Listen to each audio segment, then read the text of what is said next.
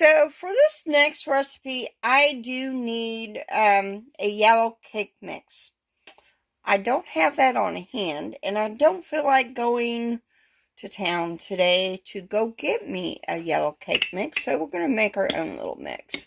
So I need 2 1/4 cup of all-purpose flour.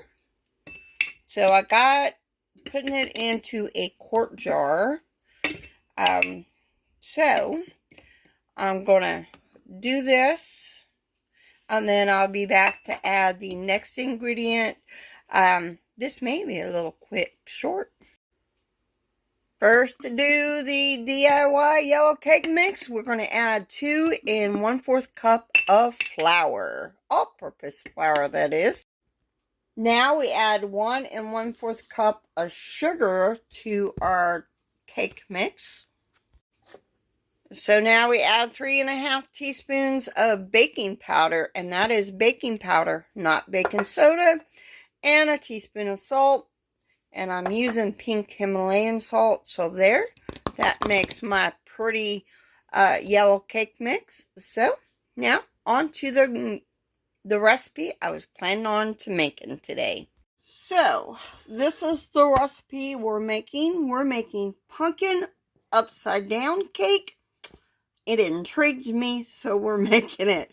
So I got 3 eggs I've beaten lightly. I'm going to add a cup and 1/4 of sugar to this.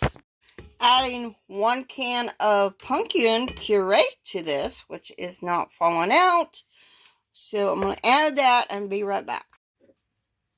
Adding a 1/2 teaspoon of salt, and I'm using sea salt.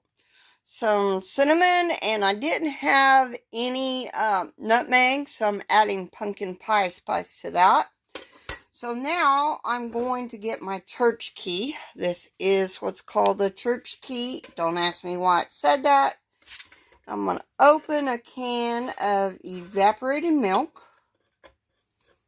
Maybe I can do this one-handed without making a mess. And I am going to pour this in here.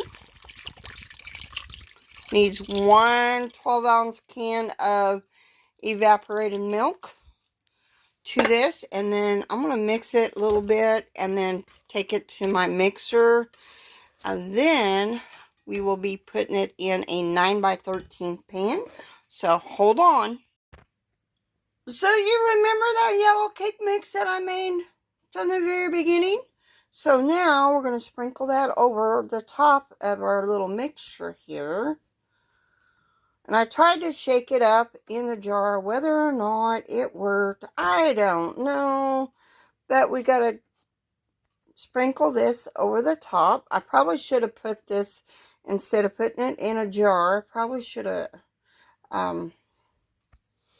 added it to a bowl so it mixed up better. But I didn't. But that's okay. So now, hold on. We're not done yet.